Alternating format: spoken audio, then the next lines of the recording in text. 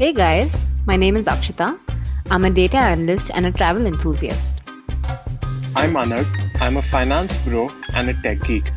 And you're listening to The Why Quadrant, the weekly podcast where we discuss the why behind human society and behavior. Lessons from pop culture and our own experiences to lead a more intentional, efficient, and happy life.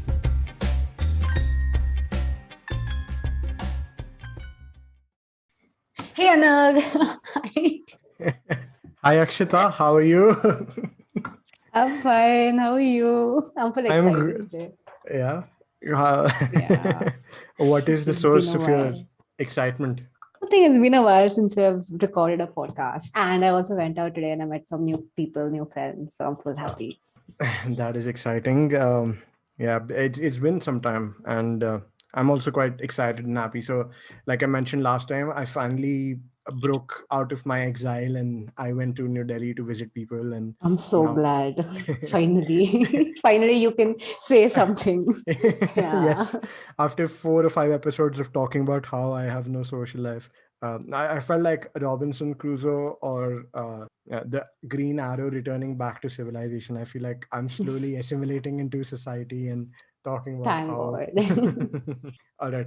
So uh, I am very excited to introduce our guest for today.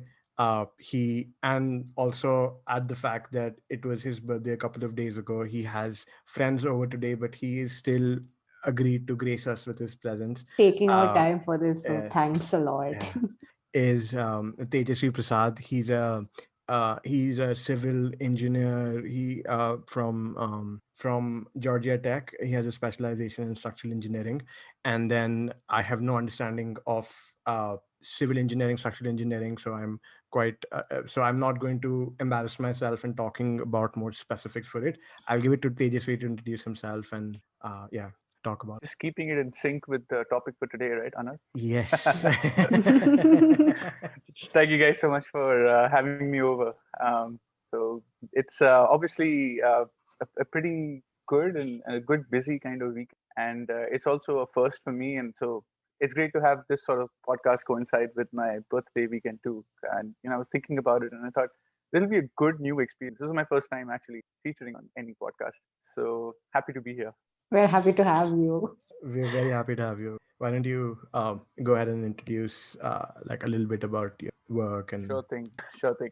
So like Anag mentioned, I have done my undergraduate and master's from, in the field of civil engineering. First, I studied in India for my undergrad and moved to the US close to about 8 years ago now, in to do my master's at Georgia Tech. In the middle, I tried working for a year in an Indian firm, and that's when I realized I really need to study more to get better in this field. Can't figure out much otherwise, and yeah, it's been finished up with my master's in 2015, and I've been working here in the US ever since on buildings at large and within the US. It's an interesting transition that I've experienced in the over the 5 years. But outside of work, I enjoy just basically running is one of the things I enjoy a lot. Meditating is another thing that I picked up during the US and have ever since. So yeah, just these overall. Oh, very exciting stuff, Tejasvi. We look forward to our discussion today, and once we get together, hopefully you can inspire Guide me to us go through running guided meditation, meditation. And yeah, and for sure. and get us inspired into Yeah, I going was running figuring as best well. how to slide into it. I just dived straight into that part. So great. uh, all right. So let me go ahead and introduce the topic for today. So the clickbaity version of the topic for today is why are dumb people overconfident and smart people doubt themselves? So, like for example, think back to when you were in school. Uh, we all knew someone who thought of them to be more intelligent than they really were. They really were, and just so that I don't offend anyone, let's call that person Dharmesh Chamandas Lalwani. So this person is not Anna. normally underperforming in the class in the school assessments, but he's also the loudest voice in the classroom. he'll raise their voice, he'll raise their hands, he'll have this unshakable confidence that their knowledge about everything is, whether history, science, math, is just the best, and keep insisting that his poor marks are a reflection of just them not caring or the teacher being biased. And even though this person has no idea, he'll consistently raise his hand about things that he is incompetent at. And this is a cognitive bias called the Dunning-Kruger effect. So let's talk about it. Let's first start by talking about, but the way it's packaged is that there are dumb people and smart people, but actually there's no absolute smart person and there's no absolute dumb person. Right. It based on what field we talk about. So like structural engineering or civil engineering in general, like I am going to be that dumb person. I have no idea how difficult or easy it is to measure the strength of a trust, for example. Like those things I have no idea. I don't even know what that is, but yes. I would probably, if I have to go do that, I might overestimate my ability. So yeah, let's go around the table, talking about if you felt that, where you kind of overestimated how good you're going to be at something and then you turned out to be quite bad at it. Yeah, I mean, just picking up on the example of just civil engineering in general. In my work as I'm a forensic engineer who looks at buildings and really talks to the building owners or the residents about problems. And civil engineering is clear. It's one of those clearly observable sciences. When a building falls down, there is no other way to describe it. It falls down. I said the World Trade Center fell down. Everybody knew it fell down. Something happened here and there. But people have this generic way of describing what happened in the building. And while, as someone who is more intricately aware of the intricacies of the field and what the components are, at the surface of it, what you guys see is what is happening. But how it is happening, why it is happening, how is it that we call it this? These are questions that a person who's not within the field is not really going to bother to ponder over. And if they look at us and they say something, and we often nod, and they feel, I see them feeling really happy with themselves, because they think it's just that structure. If you load it, it will fail.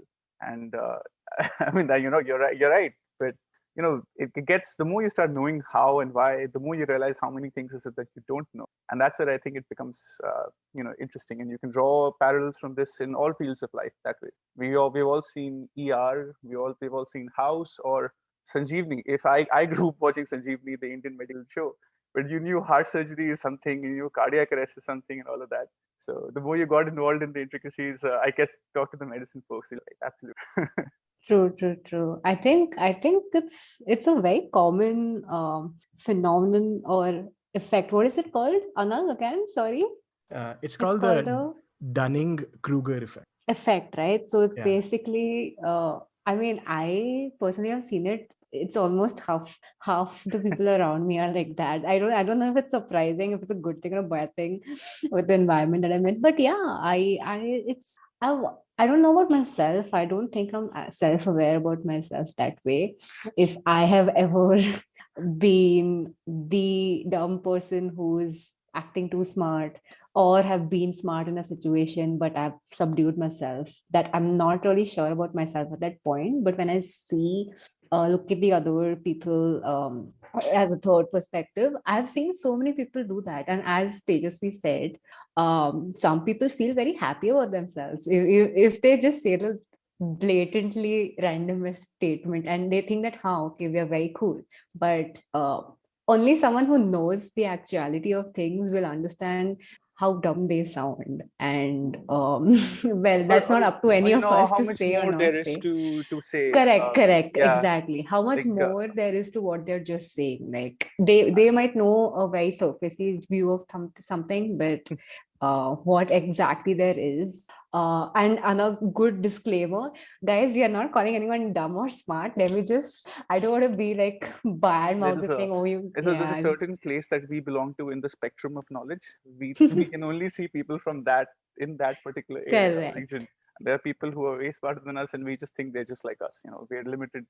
I find it funny to imagine how Dunning and Kruger, these two scientists who came up with this theory, might have actually suffered from the same bias themselves. and how would they have referred to it before they came up in, with a name for it? It's they must be feeling so happy with themselves, we like mastered ourselves in this field. So What an irony. true. Wow, you've gone really, really meta with that. So, yeah, you mentioned Dunning and Kruger. So the way it came out was in 1999, they did this study where they got a bunch of people. I think there were eight undergrads in the Cornell University, and they were given like an English grammar test, and then they were asked to rate their ability. And it turned out the ones that performed the most poorly, the ones like they ended up getting 10, 15%, rated their abilities the highest. And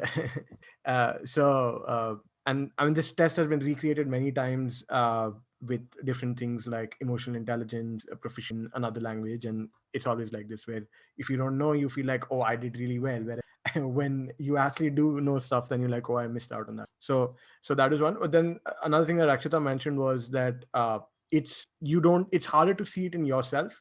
Like it's very easy to spot this in other people, but in yourself, you don't know whether when that's happening, because Right. again, there's uh, I mean, to know whether you're not good at something, you have to be good. It's so ironical that to know that you're It shitty is. at something, you need to be good at it, or at least be better than having like absolutely no knowledge. Like for example, if someone cannot speak English, is not very good at English, and I give him a set of books to pick like a good book, how is that person going to pick what is a good book, because they don't even understand English really? So uh, It's like this very weird, not infinite loop, but just a loop where, yeah, correct. And I mean, and the more you think about this effect, the more you can find it in every sphere of life as we know it, like growing up. I grew up in a cricket frenzy, and everyone around me, from the barber at the barber shop to the person who's serving you tea at a chai stall, will be like, "Arey, Sachin should have played the cover drive this way." Like if you play it with a flat bat, then you're going to get an edge. You have to open up the face and everything, and you realize that it's so easy to watch a player and say, oh, why didn't you just pitch the ball up and swing it that way? I every time I think of find myself just quietly remind myself how it was when I used to play the game, and how difficult it is to actually muster at the end and the concentration to go back up and pitch the ball the same way, put in the efforts. And then but we discount all of this, right, when you when you think about somebody else doing something. So it's funny, it's interesting that way. Yeah, It very, is. very, very true, Yeah. Tejasvee. I'm glad you brought it up. And I mean, I don't know if you guys have had bosses like this, where, there have been so many times where I'll have a boss give me some work to do, and he will grossly underestimate the amount of time or effort it'll require to get that done. And initially, when I'd started working, I've always felt like feel pressure to kind of meet that level of expectation that, okay, if he wants it done in like an hour, I'll do it in an hour. And or sometimes there are things as stupid as doing things in Excel where you'll be like, oh, this can be done very easily, you can do it like this or you can do it like that. And I would get very stressed out. I would try to try to get it done. But then later what I started doing was, I was like, instead of doing that, I'll just play it dumb. I'll be like, I can't do it. If you think it's easy to do it, please go ahead and teach me how to do it. And then my manager would struggle to do it. He'll spend 10, 15 minutes, and then you're like, no, you're right. I think you'll need more time, so you can probably take a day or something. So again, this is Dunning-Kruger effect in action, where you since you don't know the specifics of how to go about doing something, you feel that it's very, very easy. Mm. Under promise and over deliver, they say. That's what you should be doing.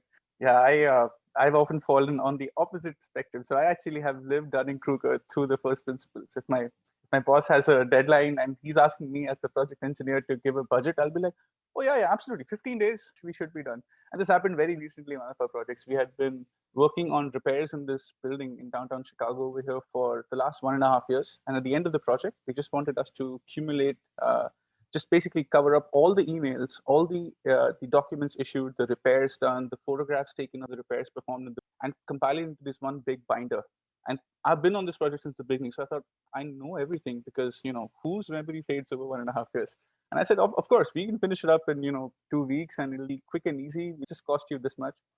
We overran the budget by 100%. So and the time frame by a month more. 2 weeks became 1.5 months. It was spectacularly awesome. But thankfully, the client realized that I had overpromised, underdelivered, but he was very patient about it. But yeah, I think that's one of the things I think back and if I look back and think about it, in the beginning, you tend to think that a certain task is going to be very linear because you have very limited knowledge of it. And it happens to me personally.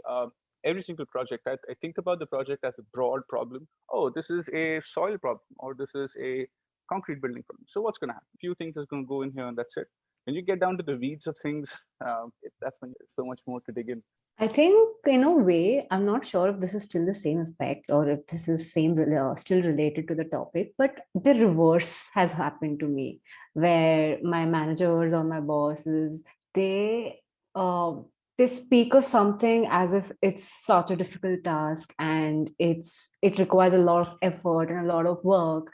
And even though it's a very, very trivial task, I will start uh, I will start doubting that, okay, wait, I was going to do it in this way, but because he made it sound like such a big deal, I think this is the wrong way to go about it. And even though it was the correct way, I'll start doubting the fact that, okay, fine, this is maybe the wrong way. And then I look for a very stupid, longer route to actually reach the same result. So I don't know if it's the same thing, and I don't know if this happens to you, but as soon as you guys told me about how you've overpromised and underdelivered, or your bosses have told you something like, huh, this is so easy, and then you've gone forward to find out how difficult it is. For me, it's quite a bit opposite of it. Like, it is actually easy, but I've in my head been told that this is difficult, and that's why I go ahead and think of it as this.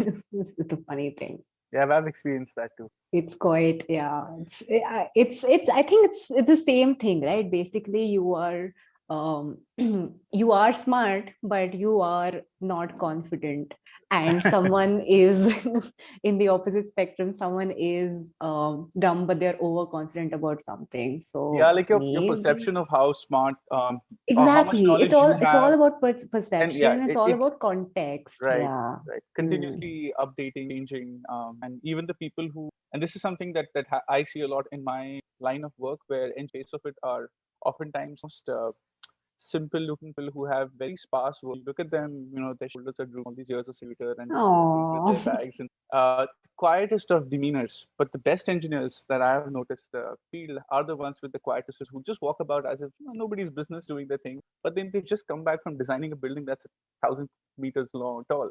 We have one of these engineers in our office too. He presented a building. There's a high rise that's going to be built in Jeddah. It's actually built, almost done, next couple of years, taller than the Burj, and that's being designed out of the office where I'm privileged to to watch the people who are doing the design and who have presented it. So when such a person presents the topic, you as a structural engineer, when somebody's explaining something to you very simply, that's it. That's the underlying principle, that the entire building that is more than a kilometer long, tall, is following. Just easy to comment on it and say, oh, what could you have done better? But when that person's listening to you as you give feedback, all excited, proud of yourself for something, and they're just nodding their head simply because you think oh, this is it, that's it to the whole thing. But for them, it's like coming up with the design, understanding the limitations of their design and how the other designs were, and it's brilliant. But I think these insights are few and far in between. So Yeah. True, true. Very true. Yeah, I mean, there's always so much nuance to it. And many times what happens is, let's say, like, for example, in Akshita's example, your bosses probably made it seem difficult because maybe in 1 out of 10 times doing something similar, there were additional problems or things going south. Whereas 9 times out of 10, it works out like you follow the most direct method of doing it. Or in, like, Tejasvee, your example, you come up with an insight, but maybe you don't know what the nuance behind it or what their thinking was. I've personally seen it with, like, ad campaigns. Some of them are extremely stupid ad campaigns. So, like, when you see it, it seems like, oh, why did they come up with something like this? It makes absolutely no sense. It's such a dumb ad. But, like, when you delve into what they were working at, what they were trying to go for, what were the constraints, then they start, like, making more sense. And again, I feel like that is an example of this bias in action. But on the flip side, I feel like sometimes we are our worst, and, like, we are our own enemies in terms of, like, overthinking things. And ignorance is bliss. Sometimes you should just go in guns blazing rather than kind of thinking too much about it. like Akshita mentioned, she overthinks and screws it up for herself rather than going with trusting her instincts. So do you guys feel we can use the Dunning-Kruger effect to our advantage, especially in things that we put off or overcomplicate for ourselves? That's good. I think if you know think about the effect of your awareness of this bias, and if you try to reflect on it, there are many occasions where we've perhaps been subconsciously aware of this bias, in the back of our minds, and not quite addressing it as clearly as you would now that we are talking about it. But you sort of subconsciously also let it just keep simmering in the background and just go about your work.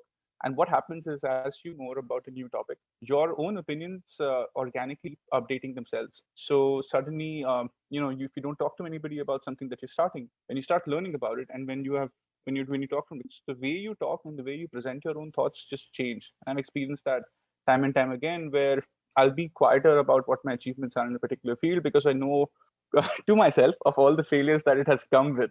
So I try to not highlight the failures, understand that and then what happens in this state as well is that I think that, oh, because I have done so much in this field, I look at everybody with that renewed sense of respect because I realize how much they might have also learned. And this could work both ways. I think, like when I was just reading about this particular bias and, just informing myself, it spoke about the fact that experts themselves tend to rate other people as highly as themselves. So what happens is that they still suffer from a low confidence, the whole feeling of low confidence, because they realize, oh, everybody is an expert. So the experts don't understand how expert they are. The people who are not experts don't understand how not expert they are. It's Correct. I actually read a theory about why this, I mean, how or why this effect plays out. It said that the dumb people, and I'm using this term very loosely this entire podcast, is yeah, so the fifth time you they, said that. So. yeah, I'm being very cautious, okay. But yeah, so the dumb people, they don't realize their stupidity, and that's why they don't even see the flaws. And that's why they're confident because for them it's correct. And it's a it's a very common, not even a common, sorry, it's a very basic thing. Just because they do not know the nitty-gritties of things, just because they do not know how wrong they are, or not even wrong, how uninformed they are at points of time, they're just overconfident about it. But then the smart people, they do know at times whether they're right or wrong. They do know how deep or difficult a problem statement or whatever can get. And that's why, because they're smart enough to have the different options in their head, they start doubting themselves, or they are uh, they subdue themselves. So in a way, just the mindset of the person is what causes this effect. Whether you are someone who is actually looking to find out if you're making a mistake or not. And as you said, Tejasvee, very correctly, it's a very you need to reflect on these things and you need to be very self-aware of this. So if I don't really want to know if I've made a mistake or if I'm doing things the right way, I'm just going to be confident about everything that I do.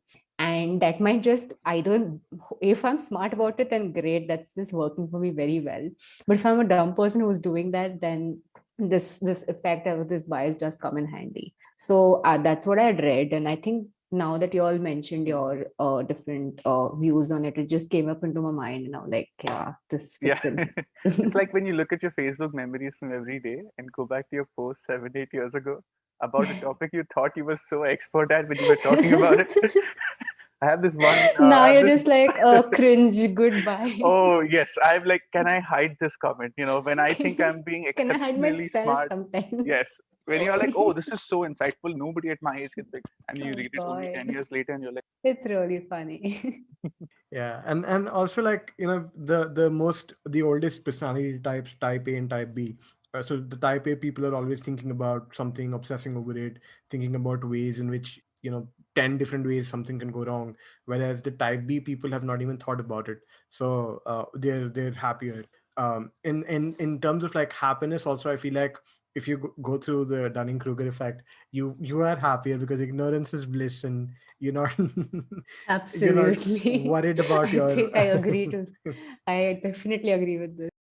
if you guys think about the opposite or the corollary of this, the fact that as consultants or just as people who step into a project, sometimes you're encouraged to project confidence. The phrase like fake it, it's so popular in certain service lines where you have to project that, or you have to assure your client that you know something, just coming in very cold onto that project. So, but you have to still kind of maintain a positive attitude.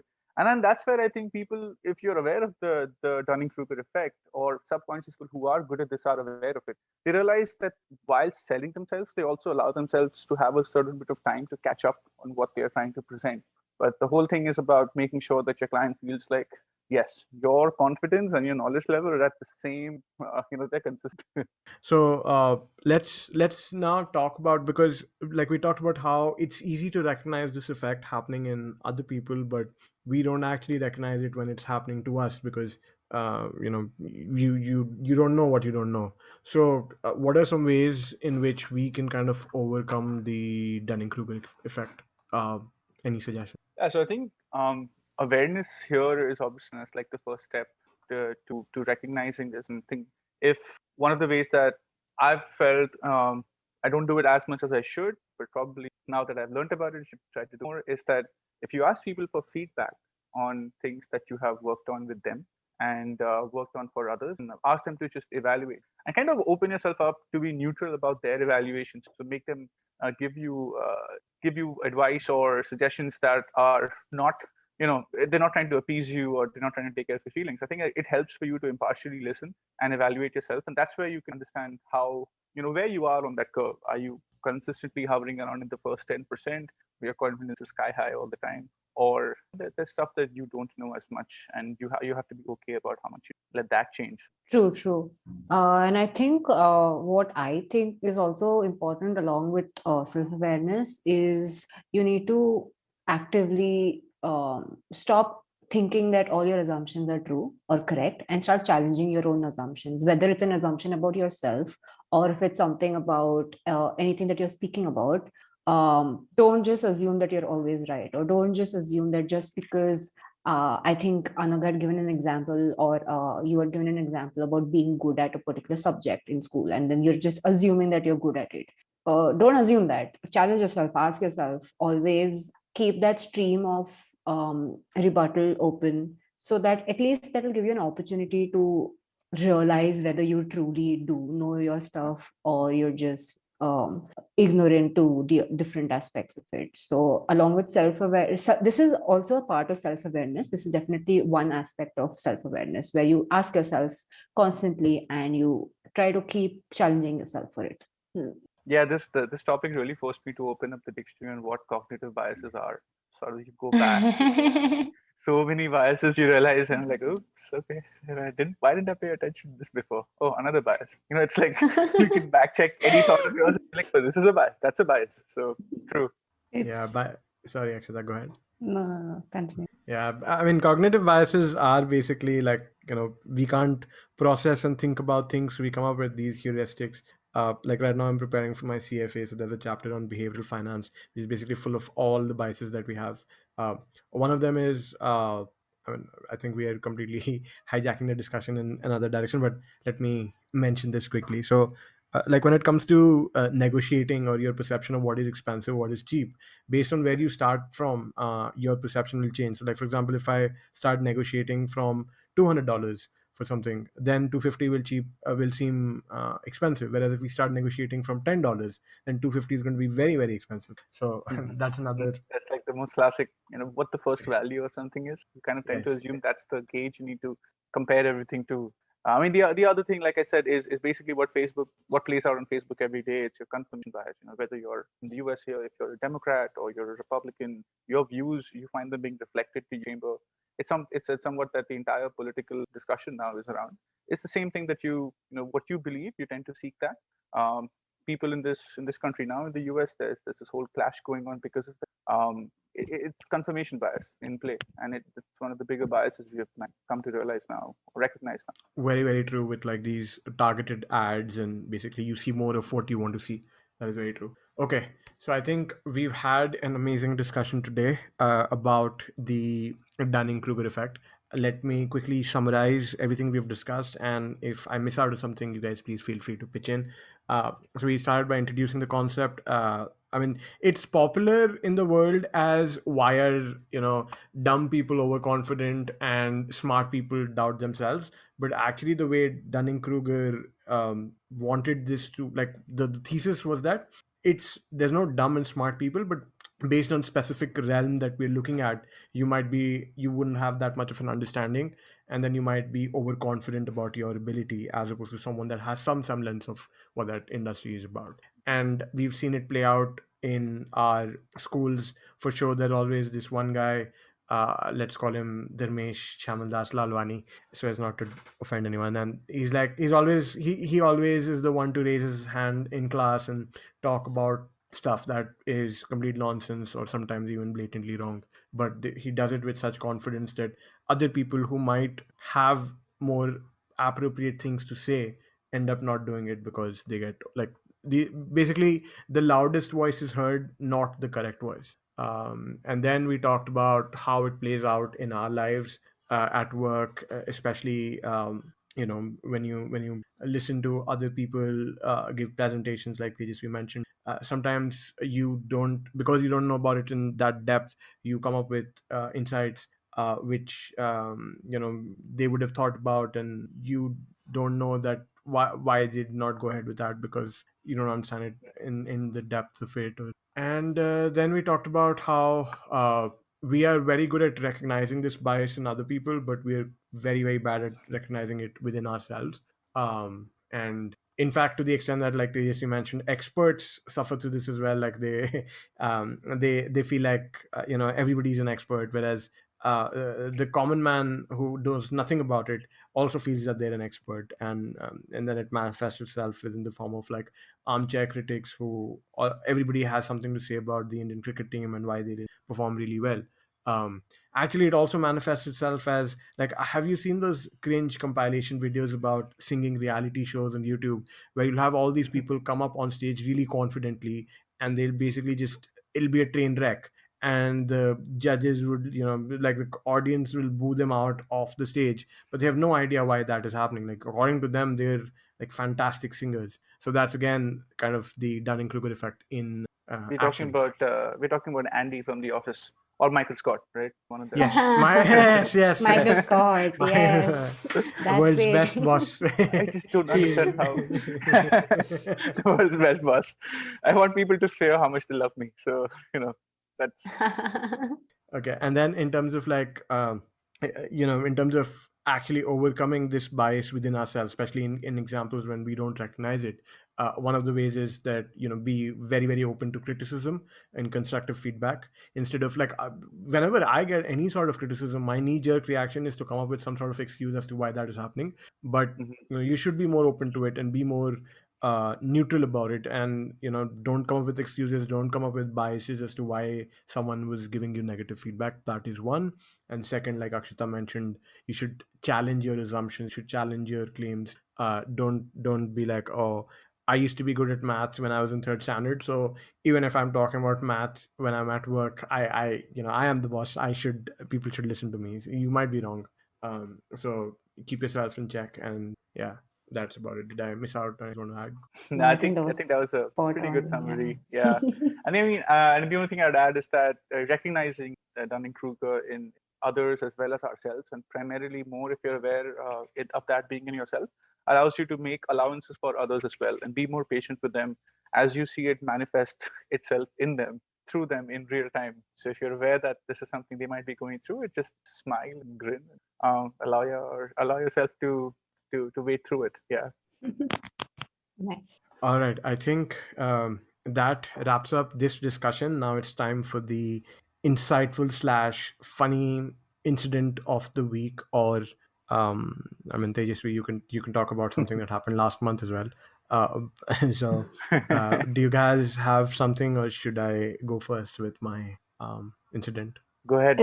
It's funny how we always have this segment, and each time I'm so unprepared for it. Like, I know this is coming. I know this is a part of our podcast, but then I'm so unprepared the second it arrives. Please go ahead. Let me rack my brains a bit.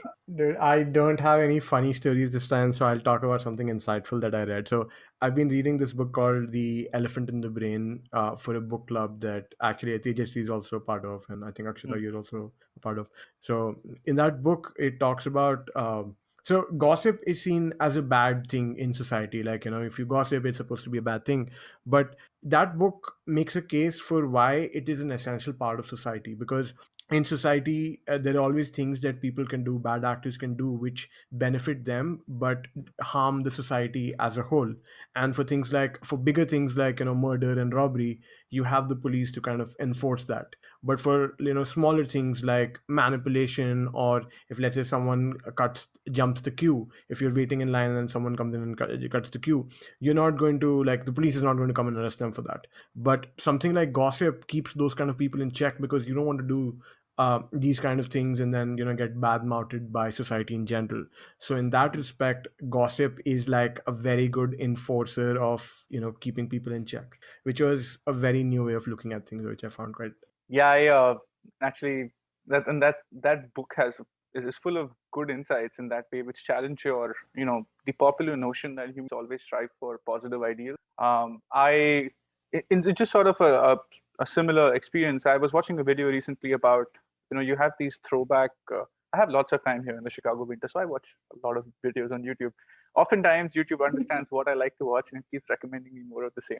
So one of these videos that was, they have these old cricketing episodes from back in the 90s when you had these legends growing up. And one of the episodes was on the Pakistani pace duo of Wasim Akram and Waqar Yunus. And it talks about their journey from late 90s to the rise, the high points of Pakistani cricket in the early 90s. And their whole journey as being a pace duo. And one of the things that they talked about, and this is in sync with what you just mentioned about the concepts illustrated in The Elephant in the Brain, is how healthy competition actually kept, and their egos really, not just healthy competition, but their egos kept spurring them to perform better. And what the book really tries to argue is that human beings are spurred by negative feelings are as strong as positive feelings, and sometimes they produce the best out of us. So it's better to recognize them and accept them for what they are, and not try to present everything in vanilla or golden butterscotch top kind of picture that we try to paint of our lives, like everything is positive and all that. I think self-awareness, and it's all ties in really well with that entire topic for today. But yeah, that was one of the things that I thought about, and I said, look, these people, and what was funny was that Wasim and Waqar were both very open about this, that they both had their own subgroups within the Pakistani team, and they would not really interact much with each other. So they were hunting in the pack, but they were hunting for themselves. They wanted to outdo the other, and that's how Pakistan kept winning matches. They had two leaders. So Oh wow, that's it's a very good example of this this phenomenon. Yeah, I think before my mom comes and asks me, "Hey, you're part of what book club?" I'd like to say that I tried my hand at it, but I think, as I think in one of our previous podcasts also I mentioned, reading is that one thing I'm not able to get myself to do, and I'm still actively trying each day. that book, But it's tough. I mean, I actually am listening to it, Akshita. If that is something I try, I realize oh, I that's can't read, nice. so I'm listening to an audiobook of the same book, Okay. and I find it easy to listen to it while I'm like washing the dishes, or I've been put to detention by my wife, that sort of stuff. If I'm like cleaning, sweeping, taking the trash out, I listen to that podcast while I'm doing those things, and it stays with you. I find listening to be actually much more retentive than reading. Oh, I I agree think with I you, should Tejasvi. definitely try this. Yeah. This book is so dense that when I tried reading it, I had to go reread. And like the book club meeting is coming up next week, and I don't have time. So I also, like they just switched to listening to the audiobook version of it. So then you get like more time when you're driving or when you're at the Yeah. gym, you listen to it, and probably, and somehow if the narrator is nice, that it. Nice. Yeah, I think I should try this version of it because reading's definitely not happening, and I'm not able to remove that time No, yeah. actively to If do I it. read, I tend to stop at the end of a line and try to let it all soak in, and I never get past the page because I'm like, oh, this Exactly. was really, Especially when it's a very dense book, yeah, as I think as such. Yeah, it's very difficult to do that, correct. I don't think I've ventured out of fiction yet. But now going forward, I know how important business books are going to be. And I need to get myself in that mindset to start reading these books. These are these lists that we all have, right? And you I got that list in the. swear, I was just like, okay, now let me start with my Harry Potters of my eighth grades and then get to this level. Oh, their Harry Potter audiobooks are so much fun because there's this Oh, old guy yes. with a quaint British accent, reading the books, and you realize like how the words that he pronounces it, the way he does, sound so different when he says it than Somehow when we you would know. have, yeah, we would have heard said it in our I head. mean, Yeah, I I never think said McGonagall. I always said McGonagall every time growing up. So, I'll add it. So it was funny when he heard about it. And then the Irish and definitely. the Scottish into those accents, which Oh I my never picked up. God, that's so cool. I find Irish and Scottish accents so, I mean, so beautiful and also so difficult to understand. They're just completely absurd, but then it's also fun. Yeah, and then So yeah, here I think we, I we should. make fun of our accents. Exactly. I'm not never getting over that McGonagall thing ever. I said it now, so it's okay. It's on the podcast. It's out there for the world to see. Yes. To hear. To hear, see, correct. To hear. I keep forgetting that this is a podcast and not a video thingy. And I keep saying viewers and stuff, but yes, listeners and Someday yes. viewers. Yeah, let's put it. Hopefully one someday Yeah, in yeah. the future, me and Anagh Complete on will that high decide confidence mark of the to Dunning-Kruger curve. So, yeah. Okay, so I think that wraps up. Thank you so much, Tejasvi. We really appreciate you taking time out of your birthday weekend to grace Thank us you with your so much. presence, the having this amazing discussion, and thank you, Akshita, as well for showing up always being and here for you. yes, always being here. So yeah, and thank you to everyone who's taken the time out to listen to our podcast. I feel like now we've gone beyond our moms, and now we have a few Yeah. few more people. Like at least our Instagram page has followers in the double digits now. I don't know how many of them Thank bother God. listening. Yeah. Okay, so yeah, we'll be here. New episodes come out every week, 9 a.m. EST, 7:30 p.m. Indian Standard Time, and the other time On zones you can Saturdays. probably on Saturday, and the other time zones you can probably calculate the two. So yeah, that's all for now. Thank you guys. Catch you in the next one.